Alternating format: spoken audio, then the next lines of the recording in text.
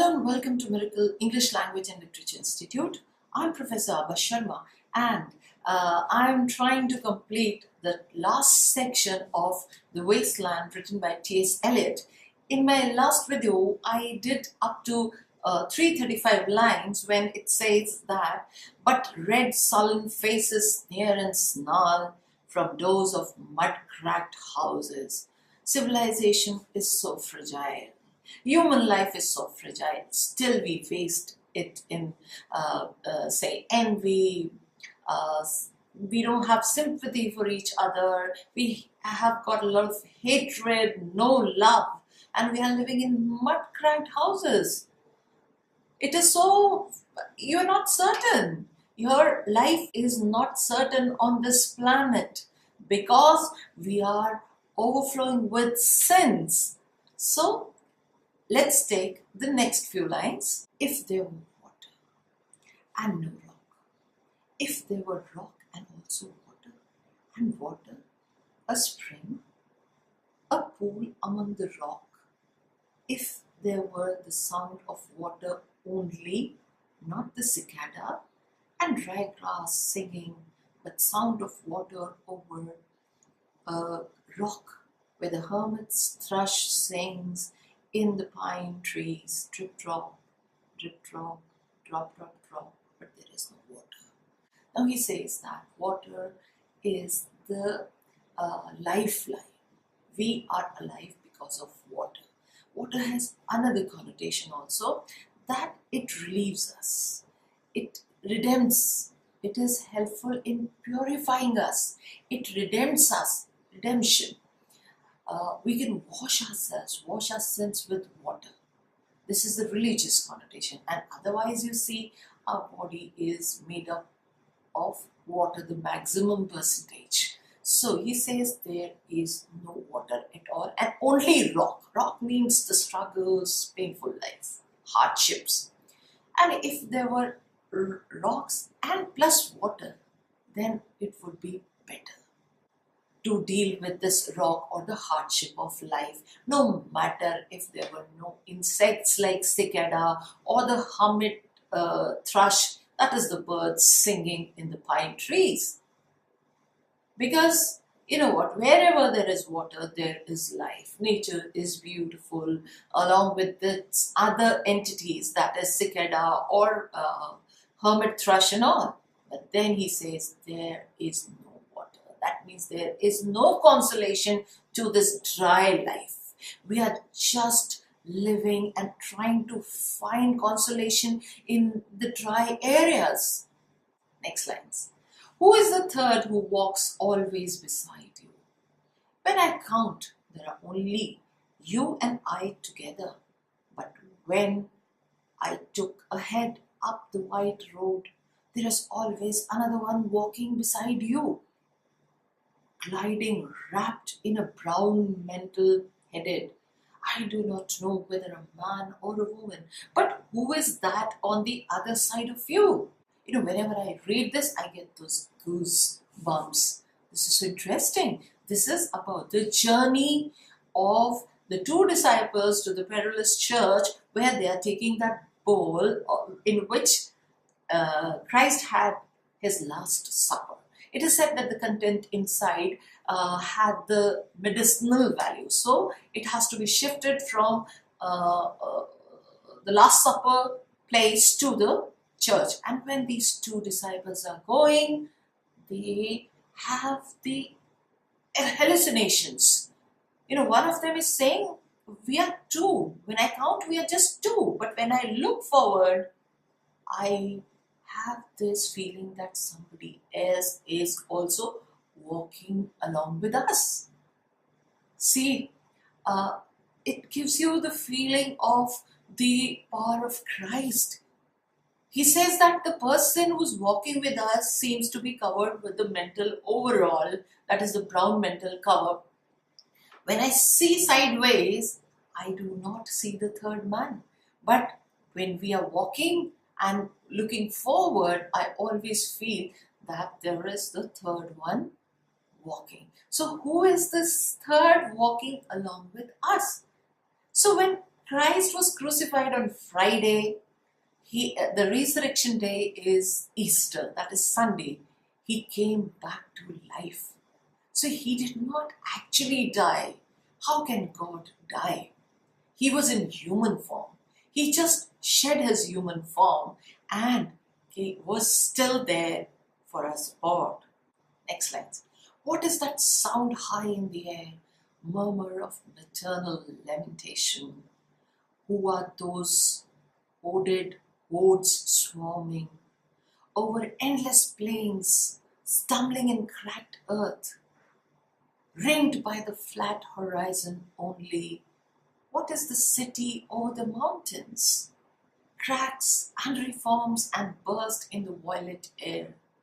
Falling towers, Jerusalem, Athens, Alexandria, Vienna, London, unreal. So we've come back to the same lines from which we started in the initial parts. He says he hears the sound of the maternal lamentation. That means the crying of Mother Mary, mother of Jesus. Because when he was crucified, there were all these women standing and were trying to console Mary. Then he says, where are these men going? They are all hooded hordes swarming. They are like bees in clusters. So many of them just going round and round and round without any aim. There is no purpose to their life. This earth is so rude, so hard. We are the mechanical beings. What he's trying to say here, that we have lost all spiritual inner happiness, morals, everything we've lost to the materialistic world. So men are busy eating, earning, sleeping, and they're like flies roaming. And then he says that over endless plains, there's no end to this struggle. Stumbling in cracked earth. This earth is, the journey is not smooth. It is full of cracks. You do not know what will happen next. Any moment you can die. Any moment you can fall down. And all these cities are built like this only. There is no certainty of life. The morals are lost. The ethics are lost. The dreams are lost. Only the materialistic life continues. So he even says that we are ringed by the flat horizon only. Earth doesn't have any wall to protect. We are flat. Flat horizon means insecurity. There is no wall to this planet. We can fall down anytime. We live with confidence over the materialistic life, but then death is so uncertain. You cannot live for long. There is no spiritual harmony at all. And then he points out at the city built over the mountains. And then he takes up all the metropolitan cities. All are same in nature. Everywhere people are fighting, struggling. There is war between their ideas, their thoughts. No pity, no harmony, no love. So he says that there are cracks and reforms and burst in the violet air. Violet air? Bloody air. Because of the First World War, he saw that the whole world was divided into two sections and there was a war and so many people died in it. So he was much affected by it. He and his contemporaries, of course. Today also we see the same. There is so much of chaos everywhere. So, falling towers, all the towers which are built with such passion, such talent, they're all falling because of the hatred, because of the envy against each other. Falling towers, Jerusalem, right from Jerusalem, because killing Christ is the biggest example of hatred. It was shown by Jews to him because he had come up with the message of love of God. So Jerusalem, Athens, the oldest civilization.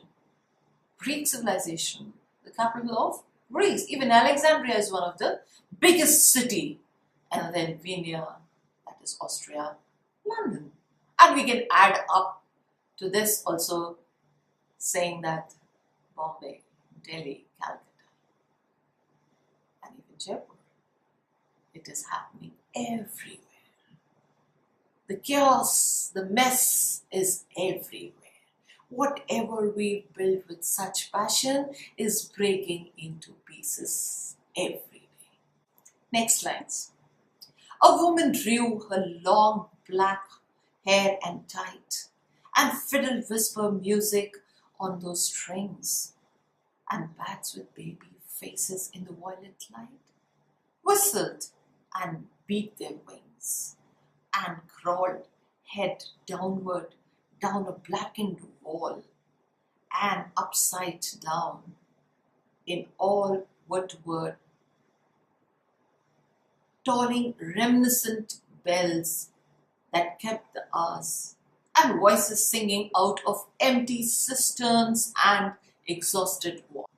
Now he gives a scene from today's religious sentiments.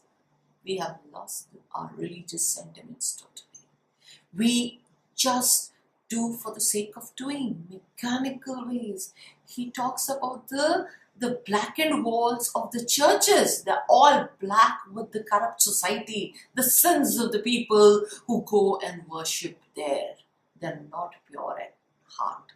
So he shifts to a woman drew her long back. That means it's just you're fiddling with the instruments, singing to God, the hymns, and it is all covered with bats. Bats signify death. They're all hanging upside down. Even our life is hanging upside down. You can take it metaphorically also, that we are all covered with black walls. We are like bats who just come out in night and fight and struggle and kill people. So similarly it is there. And you are tolling reminiscent bells, the church bells. They have no value left, no symbol, nothing. They're just the bells which are keeping the time. They just tell you what time it is. Like we can relate it to our this thing. If there is some arti in the mandir and the temples going on in, so you just come to know, okay, this is 6 o'clock arti or this is this one. So what are you coming to know? What are you getting from it? Just the indication of the time of the day. You don't have that feeling. I'm not talking about us, but I'm talking about in general, the society has lost the actual religious or the moral sentiment, right? So he says that the voices are just singing it as if the sound is coming from the barrels, from the round cisterns, because they're empty from inside. And empty voices make much noise. You must have heard this also. So same thing he's trying to relate, that the churches are the centers of moral degradation. People who come there, they're big sinners. And what are they doing today? They're just singing. They're just trying to show there's nothing inside them. They are empty from inside. They are too materialistic. Next lines.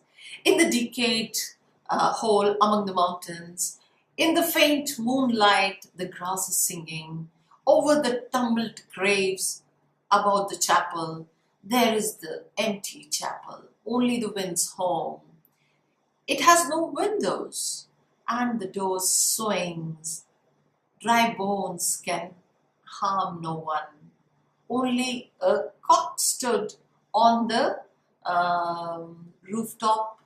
roof tree, cuckoo, cuckoo, in a flash of lightning, then a dumb gust bringing rain. Everything is decayed. The graves are trampled. Even the graves, even the dead men are not respected. They cannot harm anyone. Still you are destroying the graves and the monuments built on the graves. They are dry bones who cannot harm anyone.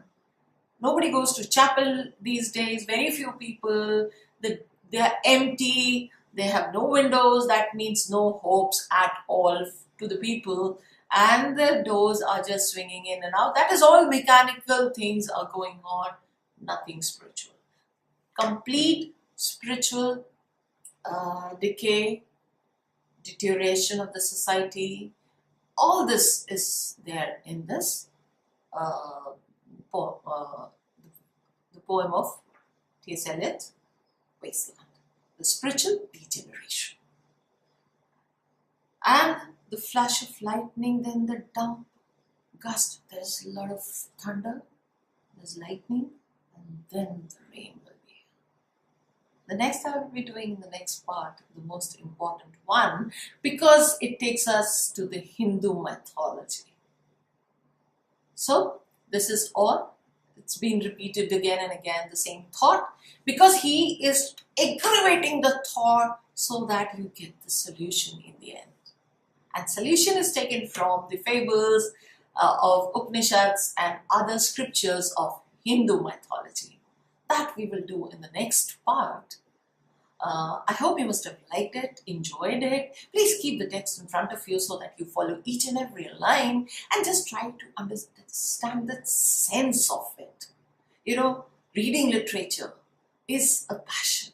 It's not just mechanical, you know.